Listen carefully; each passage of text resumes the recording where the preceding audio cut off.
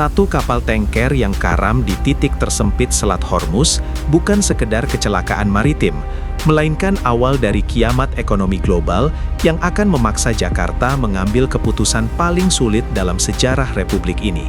Dunia saat ini sedang menahan napas, menanti apakah ketegangan di Timur Tengah akan berujung pada penutupan jalur minyak paling vital di planet bumi. Namun, yang jarang dibahas adalah mengapa ketika Hormuz membara, Selat Malaka di depan pintu rumah kita langsung menjadi zona merah yang paling diincar oleh kekuatan besar dunia. Tonton video ini sampai akhir, karena saya akan membedah skenario terburuk yang sedang dipersiapkan oleh para ahli strategi militer dan mengapa kedaulatan energi Indonesia kini berada di ujung tanduk. Selat Hormuz adalah urat nadi dunia.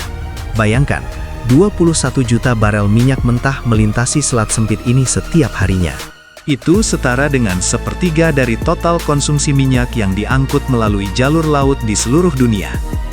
Jika Iran memutuskan untuk merealisasikan ancamannya menutup selat ini, atau jika eskalasi militer dengan Israel memicu hujan rudal di kawasan tersebut, ekonomi global tidak hanya akan melambat, ia akan berhenti berdenyut.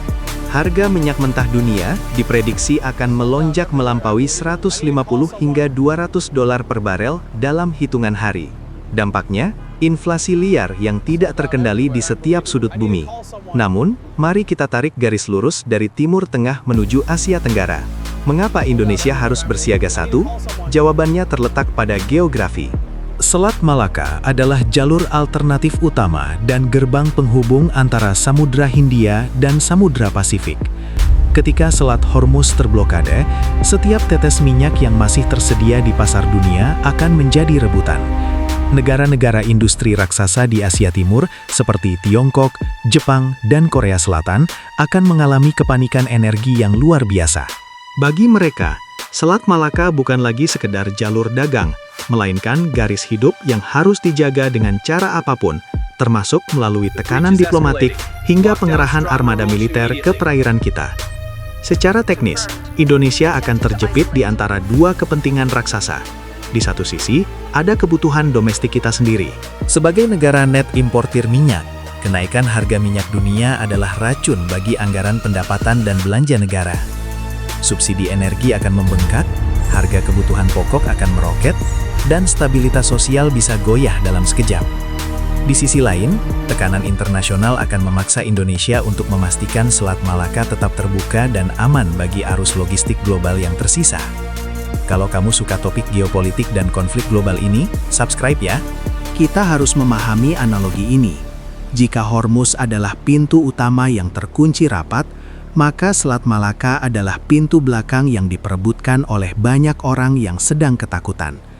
Dalam studi kasus strategi militer, kondisi ini disebut sebagai eskalasi asimetris.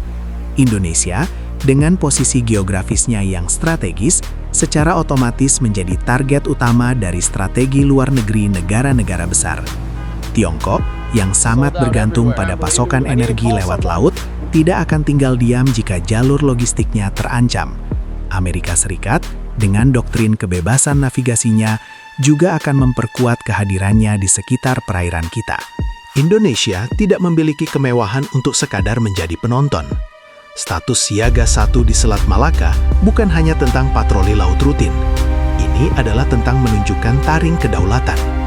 Dalam skenario perang energi, pihak yang menguasai titik cekik atau choke point akan memiliki daya tawar politik yang tertinggi.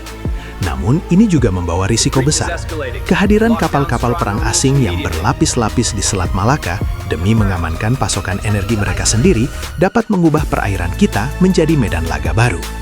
Secara analitis, jika blokade Hormuz terjadi dalam durasi yang lama, Indonesia akan menghadapi dilema keamanan yang akut.